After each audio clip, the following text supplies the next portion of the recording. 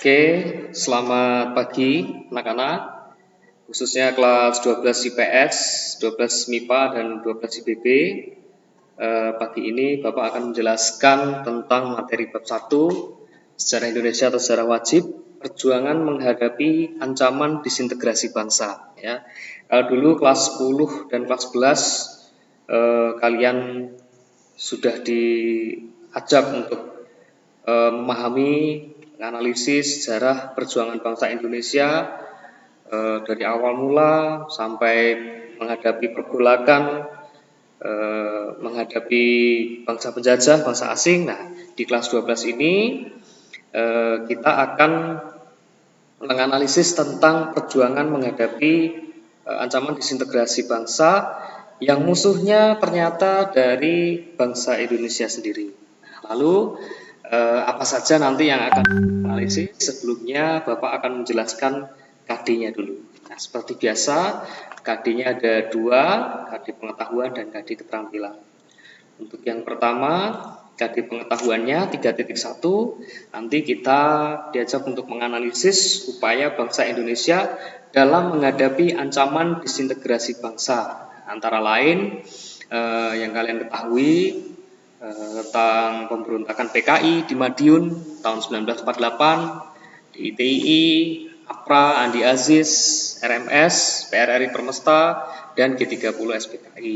Lalu di kompetensi dasar keterampilan kita nanti akan merekonstruksi upaya bangsa Indonesia dalam menghadapi ancaman disintegrasi bangsa, seperti organisasi pemberontakan yang sudah Bapak sebutkan tadi.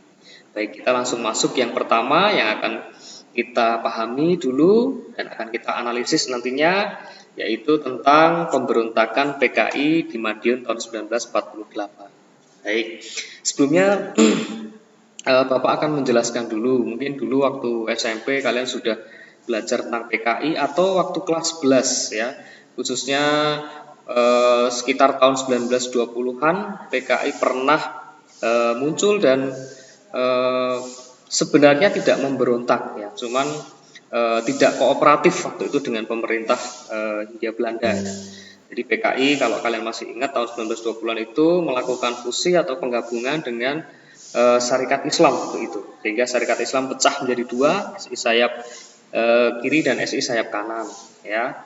Waktu itu PKI dipimpin oleh Semaun ya. Lalu tahun 48 ini ternyata PKI muncul kembali dengan memakai nama Partai Komunis Indonesia. Sama.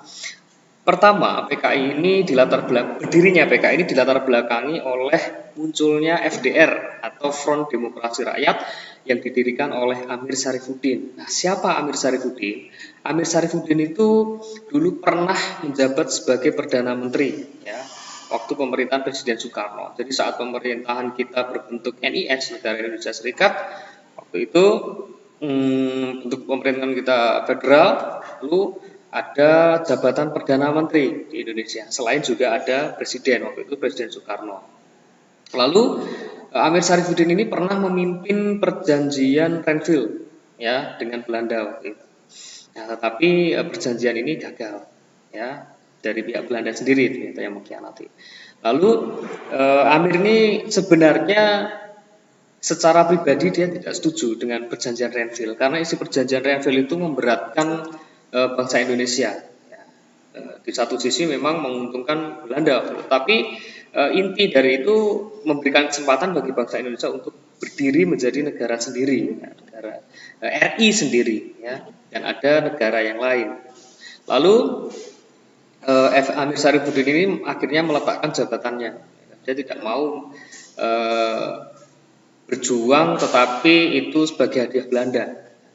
Akhirnya Amir Syarifuddin menyatukan golongan sosialis dan komunis. Amir Syarifuddin sendiri dia dari Partai Sosialis, dari FDR, Front Demokrasi Rakyat. Akhirnya karena satu jalan dengan organisasi komunis, akhirnya bergabunglah Amir Syarifuddin ini. Khususnya Amir ini juga pernah menghasut kaum buruh untuk melakukan pemogokan di pabrik gula Delanggu. Ya. PKI ini memang sangat getol dalam mencari pengikut atau orang-orang yang kelas bawah yang ingin memberontak, ya, seperti itu. Lalu muncullah tokoh lain yang namanya Musso. Itu sebenarnya dia orang Indonesia, ya, orang Indonesia yang belajar di Uni Soviet tentang paham Marxisme, Leninisme, ya kan, dan sosialisme seperti itu. Lalu dia dikirim oleh Uni Soviet ke Indonesia, kembali ke Indonesia untuk merebut pemerintahan RI. Waktu itu Musso memang sahabat Soekarno, sahabat dekat Soekarno.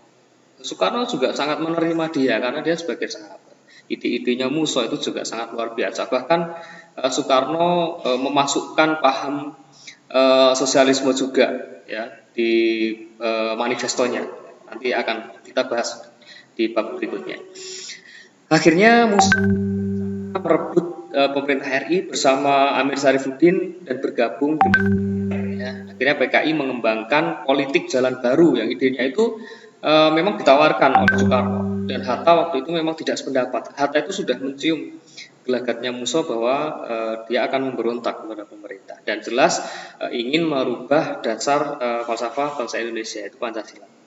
Nah, akhirnya Musso dan Amir Syarifuddin melakukan provokasi terhadap Hatta.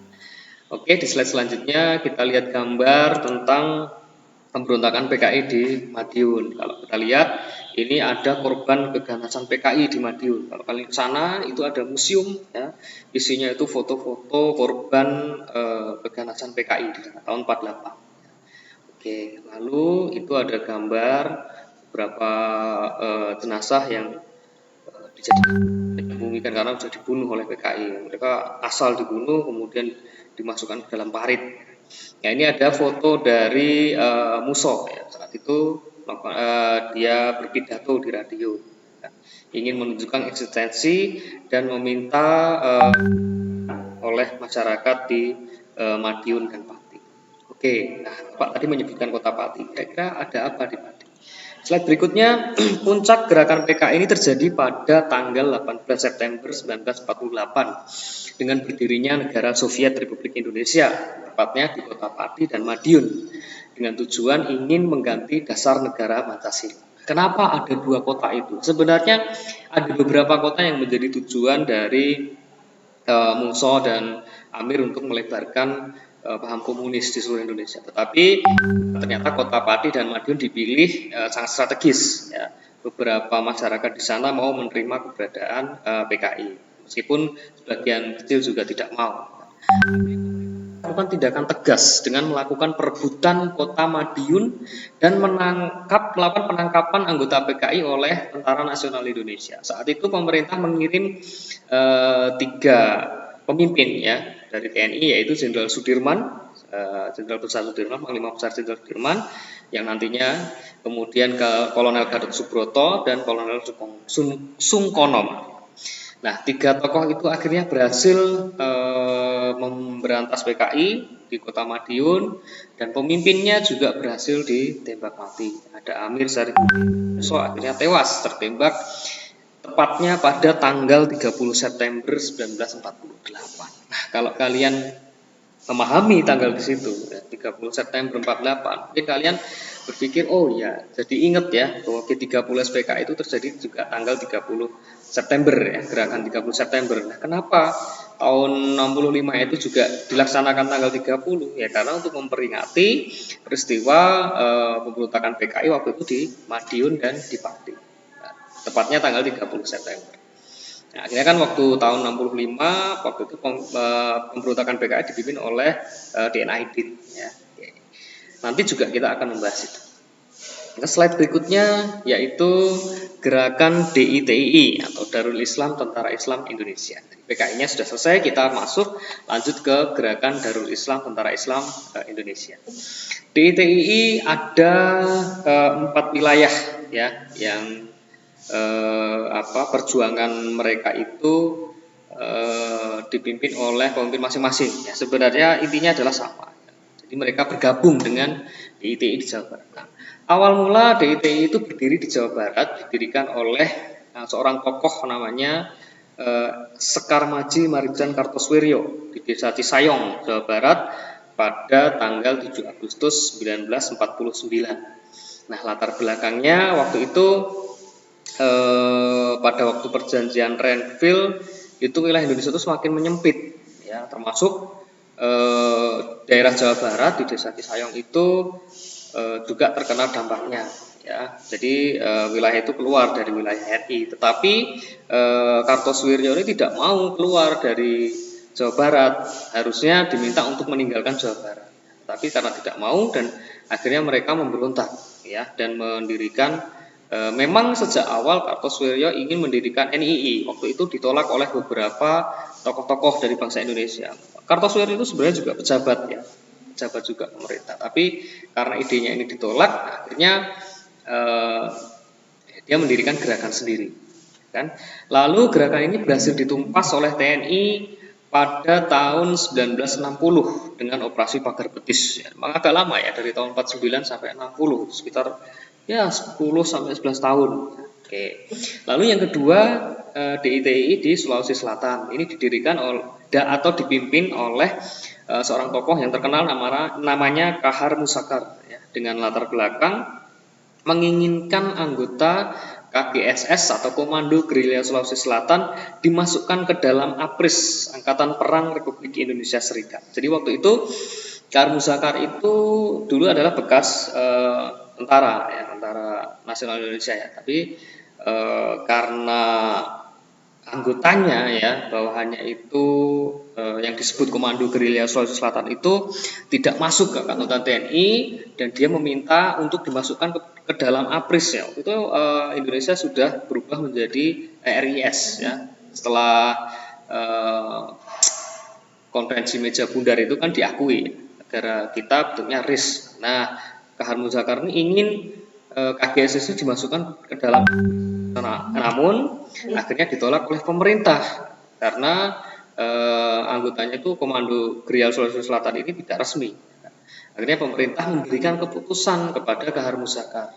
Ada dua keputusan yang ditawarkan kepada Kahar Musakar. Yang pertama, anggota KGSS dimasukkan dalam CTN atau Kod Cadangan Nasional. Nah, ini sangat memalukan bagi Kahar Musakar. Dia tidak mau, masa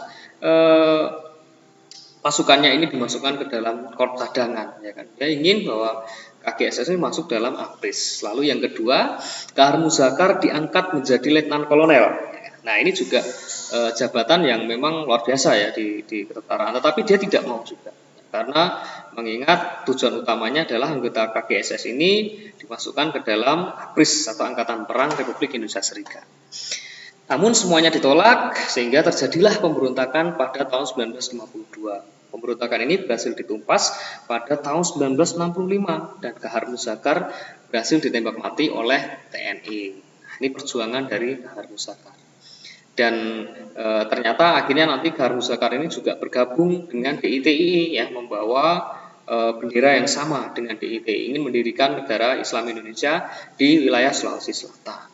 Oke, lalu yang ketiga, ini fotonya dulu. Kalau kalian lihat di sini ada foto Kartosuwiryo, ya, dengan latar belakang bendera DITI di belakangnya. Kemudian ini saat Kartosuwiryo berhasil ditangkap, kemudian dihukum, ditembak mati, ya kan, di Jawa. Oke, seperti ini gambarnya. Lalu ini ada foto Kahar Musakar di Sulawesi Selatan. Nah, di belakangnya ini gambar bendera nasional Islam NII, ya, negara Islam Indonesia, maaf, negara Islam Indonesia. Seperti ini Kahar Musakar, dulu bekas anggota TNI. Nah, ini Kahar Musakar di lingkaran merah. Oke, kita lanjutkan. Yang ketiga, DITI di Aceh. Ya, DITI di Aceh ini dipimpin oleh namanya Daud Bereweweh atau siapa bacanya, agak susah, ya, seperti itu. Dengan latar belakang pada tahun 1950, waktu itu latar belakangnya, ya, Aceh itu diturunkan statusnya dari daerah istimewa menjadi bagian dari Provinsi Sumatera Utara. Nah, ini jelas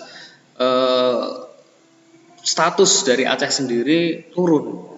Awalnya daerah istimewa atau provinsi sendiri, ternyata pada waktu pemerintahan Soekarno ini sangat mengecewakan. Padahal Aceh itu dulu waktu kemerdekaan Indonesia itu Aceh banyak memberikan bantuan, ya, kepada Republik Indonesia. Tetapi akhirnya apa yang didapat rakyat Aceh saat itu? Bahkan statusnya pun digabungkan ke Provinsi Sumatera Utara. Nah, sehingga pada tanggal 21 September 1953 Aceh bergabung ke dalam DITII atau Negara Islam Indonesia dengan Kartosoewirjo. Lalu gerakan ini berhasil diatasi melalui musyawarah mufakat ya, dengan pemerintah, yaitu saat itu pemerintah mengirimkan Kolonel Yasin untuk melakukan kesepakatan atau musyawarah mufakat. Jadi dari keempat pemberontakan DITI di wilayah-wilayah itu hanya Aceh sendiri yang tidak melalui serangan fisik atau perang, ya, tapi dengan musyawarah mufakat. Lalu yang terakhir keempat itu DITI di Kalimantan Selatan. Nah, ini pemberontakannya sama ya, mereka bergabung dengan DITI pada saat itu dipimpin oleh namanya Ibnu Hajar ya, dengan latar belakang bergabungnya DITI dengan nama Gerakan KRJT ya, nama gerakannya Kesatuan Rakyat yang Tertindas. Pemberontakan ini juga akhirnya berhasil diatasi pada tahun 1963. Kita lihat beberapa foto DITI di Aceh, seperti ini tokohnya ya, pemimpin DITI di Aceh. Lalu foto berikutnya ini DITI di Kalimantan Kalimantan Selatan ya, Ibnu Hajar. Ini seperti ini Ibnu Hajar ya. Ini waktu dia ditangkap, kemudian diadili di Jawa waktu itu. Kita lanjutkan sekarang yang ketiga, Gerakan Angkatan Perang Ratu Adil atau APRA. Gerakan ini dipimpin oleh Kapten Westerling, dia orang Belanda, dulu bekas pasukan Kenil Belanda ya, di Bandung tepatnya. Gerakan ini adalah gerakan kepercayaan akan datangnya Ratu Adil. Jadi gerakan ini percaya bahwa suatu saat nanti bangsa Indonesia bisa dibebaskan oleh seorang utusan ya, atau orang yang dia mampu menyatukan bangsa Indonesia dalam keadaan yang sulit ya, atau pemimpin yang membawa keadilan, keamanan, kebijaksanaan. Waktu itu pimpinan Kapten Westerling berhasil menghasut bekas tentara Kenil untuk memberontak kepada bangsa Indonesia. Tujuan gerakan ini adalah untuk mempertahankan negara federasi atau RIS. Itu sesuai hasil konferensi meja bundar, pemerintahan Republik Indonesia berhasil atau dibentuk dengan nama RIS. Nah, waktu itu akhirnya Presiden Soekarno ingin mengembalikan RIS itu ke negara kesatuan, ya, tetapi banyak ditentang oleh tokoh-tokoh bangsa Indonesia, termasuk bahkan tokoh militer juga. Waktu itu memang Kapten Westerling mendapatkan kesempatan untuk untuk membuat gerakan yang bisa memecah belah NKRI. Ya kan? Akhirnya pada tanggal 23 Januari 1950 APRA ini melakukan serangan ke kota Bandung. Ya. Waktu itu Perdana Menteri Muhammad Hatta kemudian memerintahkan APRIS untuk melumpuhkan APRA. Waktu itu kebetulan Muhammad Hatta sebagai Perdana Menteri ya, kemudian melakukan pelumpuhan kepada APRA di Bandung. Nah, dalam pemberontakan ini ternyata adalah Sultan Hamid II. Siapa Sultan Hamid II itu? Sultan Hamid II itu pernah muncul juga, dia anggota BFO ya, nanti akan dibahas di situ. Pemimpin BFO yang saat itu sebagai pihak ketiga yang antara Indonesia dengan Belanda waktu konferensi meja bundar ya, pemimpin BFO. Sultan Hamid II ini berasal dari Kalimantan ya, orang Indonesia juga. Tetapi dia tetap menginginkan Indonesia itu dalam pemerintahan RIS atau federal. Nah, Sultan Hamid II ini juga dia tokoh yang membuat atau menciptakan lambang negara kita ya, burung Garuda ya. Dia yang menggambar burung Garuda pertama kali, akhirnya dipakailah sampai sekarang. Nah, memang besar ya peran dia bagi bangsa Indonesia, tetapi saat itu memang akhirnya dia memberontak juga ya, bergabung dengan APRA, bahkan ke organisasi yang lain itu pernah menjadi latar belakang kenapa beberapa gerakan itu memberontak kepada pemerintah Indonesia. Nah, salah satunya di APRA ini. Nah, tujuan Sultan Hamid II ini menculik 3 tokoh terkenal saat itu ya.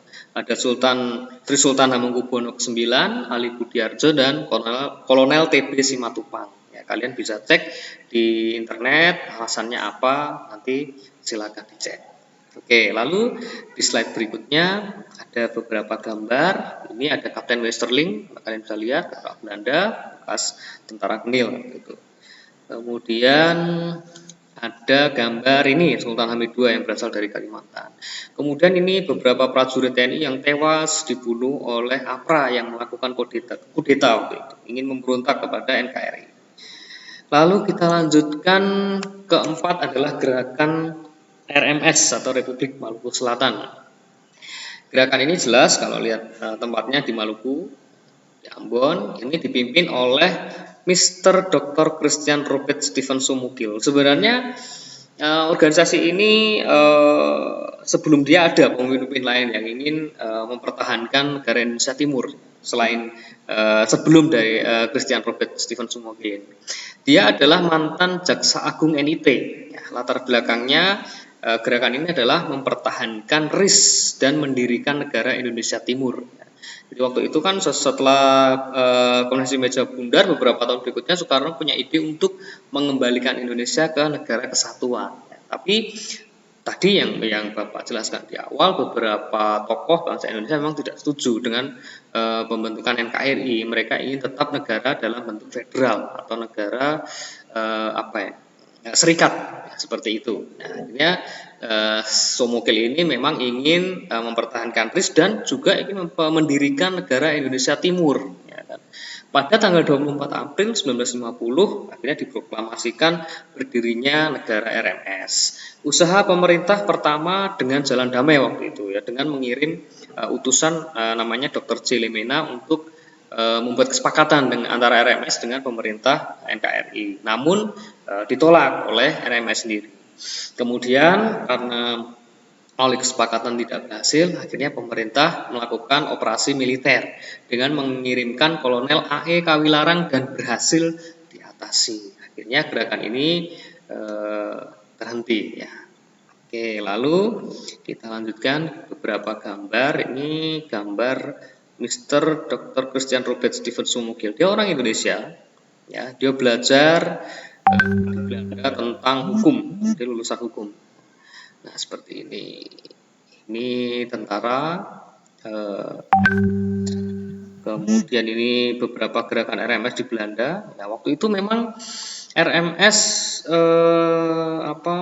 lahir di Belanda.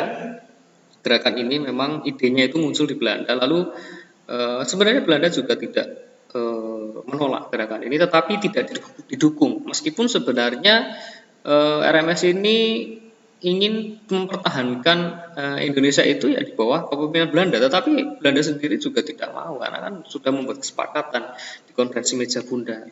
Tapi RMS ini ingin bahkan mendirikan negara Indonesia Timur. Ya berhasil diatasi oleh pemerintah Indonesia. Ini foto Sumukil yang berhasil dihukum mati, ya, dieksekusi oleh pemerintah Indonesia.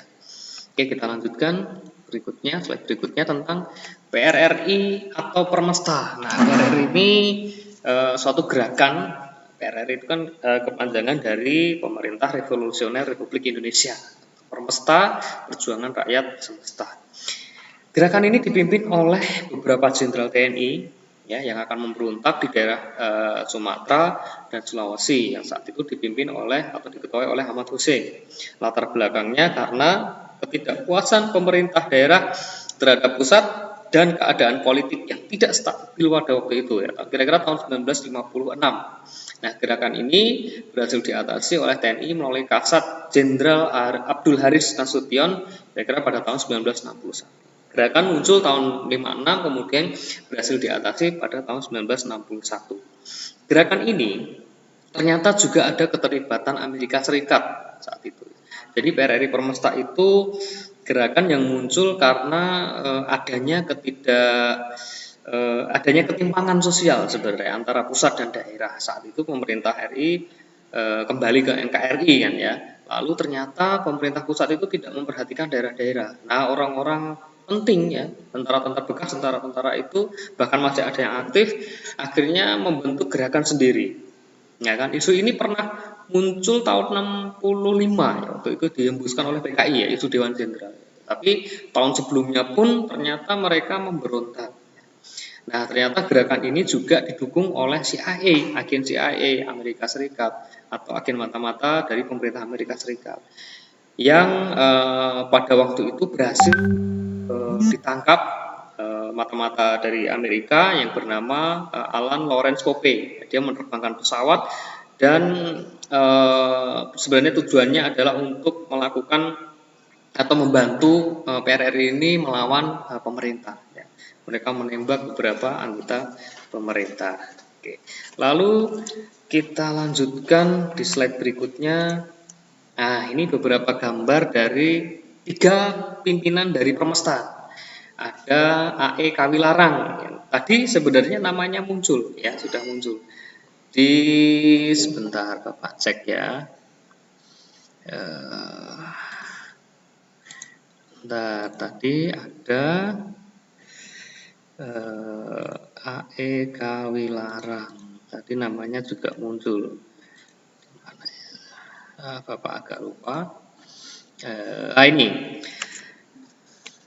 Nah, pada waktu munculnya gerakan Maluku Selatan ini, Kawilarang itu sebagai pemimpin mengatasi pemberontakan gerakan Republik Maluku Selatan ya maaf. Nah, tetapi ternyata pada saat munculnya PRRI Permesta ini, akhirnya Kawilarang ini malah memberontak. Dia mengikuti gerakan pemberontak Permesta dan melakukan pemberontakan terhadap pemerintah Republik Indonesia. Selain itu juga ada JF Farouk ya, dia juga kolonel kepala pemerintahan sipil Permesta ya, yang menjadi wakil perdana menteri PRRI pada waktu itu. Lalu ada Herman Nicholas Vance Sumual, dia menjadi puncak pemimpinan gerakan Permesta sebagai kepala staf Angkatan Darat. Oke, seperti itu. Ini 3 pucuk pemimpin dari gerakan PRRI Permesta. Kita lanjutkan foto apa lagi di sini. Oke, ini waktu berdirinya PRRI Permesta ya, memproklamasikan diri pada tanggal 15 Februari tahun 1958 dan para menterinya dilantik. Nah, dari kiri ke kanan ada Kolonel Dahlan Zambek, kemudian Burhanuddin Harahap. Nah, nanti kalian akan paham ya dengan nama ini ya, Burhanuddin Harahap ini siapa nih kira-kira? Ini pernah menjabat juga sebagai Perdana Menteri. Nanti kalian akan tahu. Lalu ada Letkol Ahmad Hussein, lalu ada Mr. Syafruddin Prawira Negara. Nah, ini juga tokoh penting sebenarnya anak-anak. Kalau kalian tahu, Syafruddin Prawira Negara ini pernah diberi kepercayaan kepada Presiden Soekarno untuk memimpin negara Republik Indonesia saat itu.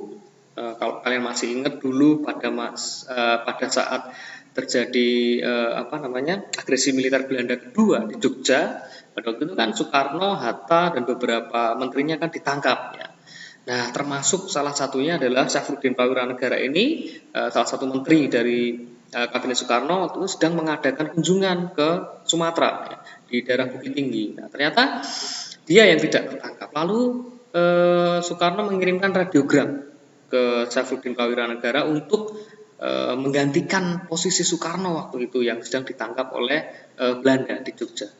Nah, akhirnya Syafruddin Prawira Negara ini mendirikan PDRI atau Pemerintahan Darurat Republik Indonesia. Nah, tetapi anehnya dia memberontak. Ya. Sebenarnya dia pahlawan, bisa dianggap pahlawan, tapi karena dia masuk anggota PRRI Permesta ya, dia tidak dianggap lagi menjadi seorang pahlawan. Ya. Tuh, lalu ada Kolonel Maludin Simbolon ya di sebelahnya. Ya, jadi ini beberapa tokoh-tokoh penting pemerintah ya, tetapi akhirnya pun memberontak karena adanya mungkin ide-ide yang tidak sama antara mereka dan adanya sentralisasi antara pusat dengan daerah. Ini menyebabkan beberapa tokoh itu akhirnya keluar dari pemerintah dan ingin mendirikan pemerintahan sendiri seperti itu. Lalu kita lanjutkan slide berikutnya, kita masuk ke gerakan 30 September PKI tahun 1965. Oke, ini gerakan yang terakhir ya, gerakan 30 September PKI tahun 1965. Latar belakangnya adalah di sini ada 6. Yang pertama tahun 1961, DNID terpilih menjadi ketua PKI dan dengan cepat membangun PKI. Itu pada saat pemilu tahun 1955 berhasil menempati 4 besar pemenang dalam pemilu. Luar biasa ini ya.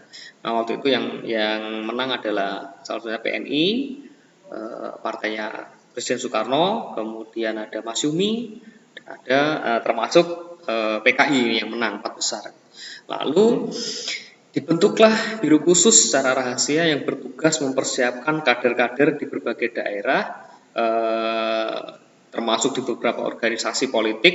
Nah, di situ ABRI pun juga dimasuki kader dari PKI. Memang pada tahun 65 itu gerakan PKI dipersilahkan oleh pemerintah untuk mengikuti pemilu. Waktu itu kan multi partai kita. Dan gerakan ini ternyata dulu pernah memberontak pun akhirnya diberi kesempatan. Tetapi tahun 65 ini menjadi puncak gerakan ini akhirnya dianggap sebagai gerakan ilegal ya, atau partai yang tidak boleh lagi berdiri di Indonesia.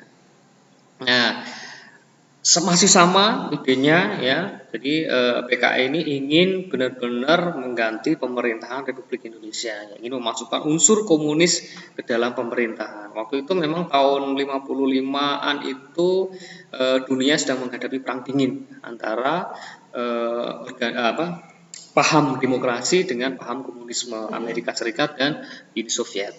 Lalu yang keempat, latar belakangnya mempengaruhi Presiden Soekarno untuk menyingkirkan lawan-lawan politiknya. Maksud PKI ini ingin partai-partai yang menang dalam pemilu itu dibubarkan, kecuali PNI. Memang PNI pemenang pemilu dan itu dekat dengan Soekarno. Aidit pun sebenarnya juga termasuk pejabat pemerintah juga, dan dia dekat dengan Soekarno. Nah, lalu beberapa partai yang akhirnya dibubarkan ada Masyumi, PSI, dan Murba. Itu partai-partai yang memang sangat menentang PKI. Lalu yang kelima, PKI juga berhasil memecah belah PNI menjadi 2 kelompok. Nah, ini dengan menyusupkan anggotanya yang terkenal waktu itu Insinyur Surahman ya. Lalu yang terakhir PKI juga, nah ini yang paling penting pada saat munculnya gerakan September, PKI itu berhasil menyebarkan isu Dewan Jenderal dalam tubuh TNI, yang intinya jenderal-jenderal TNI ini dianggap berencana ingin menggulingkan kekuasaan pemerintah Republik Indonesia yang dipimpin oleh Presiden Soekarno, dan anggotanya itu dianggap sebagai orang-orang nekolim atau orang-orang yang didukung oleh Amerika Serikat dan Inggris. Ya, waktu itu memang Amerika dan Inggris dan sekutunya itu tidak mau paham komunis itu di Indonesia.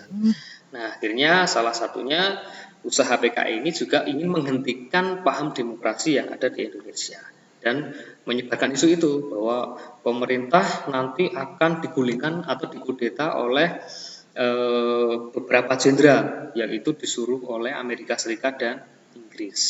Ya, kita lihat slide berikutnya beberapa foto dari PKI. Nah, ini pemimpin dari PKI namanya DN Aidit.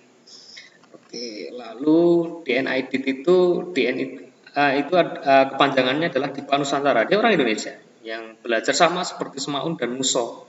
Dia belajar tentang sosialisme, Marxisme, Leninisme di Uni Soviet.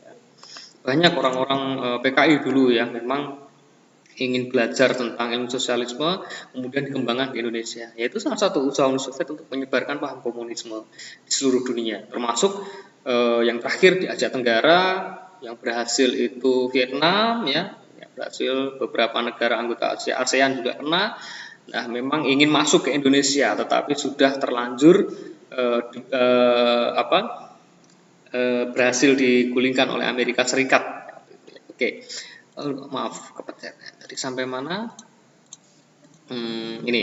Lalu slide berikutnya ini hasil pemilu anggota DPR tahun 1955. Kalau kalian lihat peringkat 1 dan 4 ini memang partai besar ya. Di situ ada PNI ya, yang dipimpin oleh Presiden Soekarno, ada Masyumi, ada Nahdlatul Ulama atau NU, dan yang keempat sendiri PKI yang menang dalam pemilu. Jumlah suaranya seperti ini. Oke, ini waktu Aidit memimpin Partai Komunisme di Jakarta ya. mengadakan kampanye gitu. Lalu slide berikutnya, proses munculnya pemberontakan PKI. Oke, ada 3. Ini Bapak jelaskan. Yang pertama, menjelang 30 September ya, para petinggi PKI itu telah mengadakan pertemuan secara rahasia dan mendengar bahwa Soekarno itu sakit. Nah, dari DNA Aidit sebenarnya. Lalu DNA Aidit ini mengambil keputusan untuk mengadakan gerakan. Ya, DNA Aidit ini mengumpulkan orang-orang PKI yang menjadi pemimpin strategis nanti diminta untuk pemberontakan di Indonesia, khususnya di Jakarta. Kemudian yang kedua, yang pertama tokohnya yang dipilih sebagai pemimpin pemberontakan waktu itu adalah Syam Kamaruzaman. Dia diangkat sebagai ketua biro khusus dari PKI. Biro ini akhirnya nanti menghubungi kadernya di kalangan ABRI. Ternyata PKI itu sudah masuk ke Angkatan Bersenjata Republik Indonesia. Seperti contohnya ada Brigjen Suparjo, ada Letkol Untung, terkenal ini ya. Lalu ada Kolonel Sunardi, ada Marsikal Madya Omar Dhani, ini juga terkenal.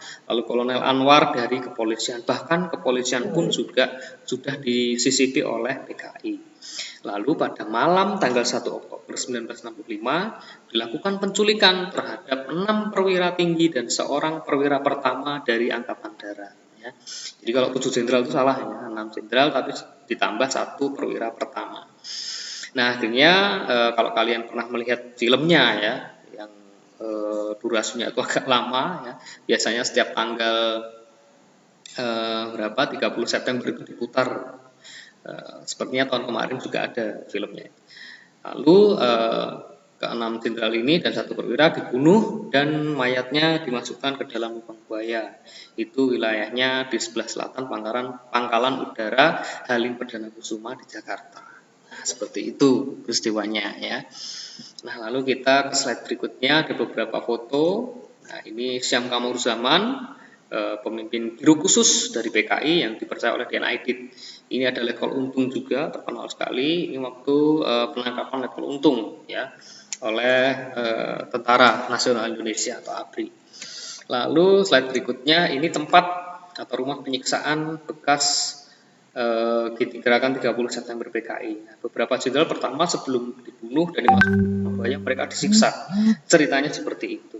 Tapi nanti kalian bisa cek di buku-buku atau website-website yang memang sangat objektif terhadap gerakan 30, cerita tentang sejarah tentang gerakan 30 September PKI tahun 65. Lalu slide berikutnya ini beberapa tokoh yang dibunuh ya, ada 6 jenderal dan 1 perwira pertama ya. Ada Jenderal Ahmad Yani ya, sangat terkenal sekali. Lalu MT Haryono, ada S Parman, R Suprapto, lalu ada Maijen Sutoyo, di Panjaitan, dan terakhir ini adalah ajudan dari Jenderal Abdul Haris Nasution yang saat itu berhasil melarikan diri, ya, yang menjadi korban ajudannya yang bernama Peretendian dan anaknya yang bernama Adi Irma Suryani Nasution. Kalau kalian lihat filmnya itu pada waktu PKI itu tiba-tiba masuk ke rumah, ya, kemudian mencari Nasution ternyata udah dengar bahwa itu ternyata orang-orang PKI. Kemudian dia melarikan diri lewat belakang rumah dan akhirnya secara membabi buta PKI itu menembak ya anak dari Abdul Haris Nasution yang bernama Adi Irma Suryani, dan korban lainnya adalah jelas ajudannya yang bernama Pierre Tendian ini. Oke, lalu slide berikutnya, PKI ternyata juga melakukan serangan ke Yogyakarta, Solo, Wonogiri, dan Semarang.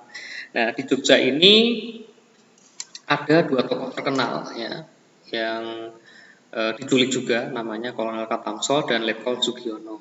Nah, PKI juga mengumumkan berdirinya Dewan Revolusi melalui RRI pada saat itu tanggal 1 Oktober 1965. Oke, kita ke slide berikutnya. Penumpasan G13 PKI. Oke, penumpasannya itu dilakukan pada tanggal 1 Oktober 1965. Nah, pertama kali melakukan penetralisiran pasukan yang berada di wilayah sekitar Medan Merdeka di Jakarta, yaitu dari anggota Batalion 503 Brawijaya dan Batalion 545 Diponegoro, terakhir Batalion 238 Kujang atau Siliwangi. Ini pasukan-pasukan khusus yang saat itu diminta Presiden Soekarno untuk membersihkan gerakan 30 September PKI itu. Nah, lalu ada pasukan RPKAD ini berhasil menduduki gedung-gedung pemerintahan yang waktu itu memang dikuasai oleh PKI ya, untuk menyebarkan isu Dewan Jenderal, khususnya ada RRI Pusat, Radio Republik Indonesia, lalu gedung telekomunikasi, kemudian mengamankan seluruh wilayah Medan Merdeka, sehingga akhirnya pada tanggal 1 Oktober 1965 kota Jakarta berhasil diambil alih oleh militer Indonesia. Ini saat DNID tertangkap waktu itu. Memang miris sekali ya. Oke, ini Presiden Soekarno saat memimpin pasukan RPKAD. Ya. Oke. Nah, lalu nanti setelah ini kita masuk ke KD berikutnya, KD 3.1 selesai sampai di pemberontakan gerakan 30 September 1965. Oke, terima kasih banyak. Silakan nanti dipelajari slide yang akan Bapak kirimkan. Oke, terima kasih. Selamat siang. Selamat belajar dan selalu dalam berkat Tuhan. Terima kasih.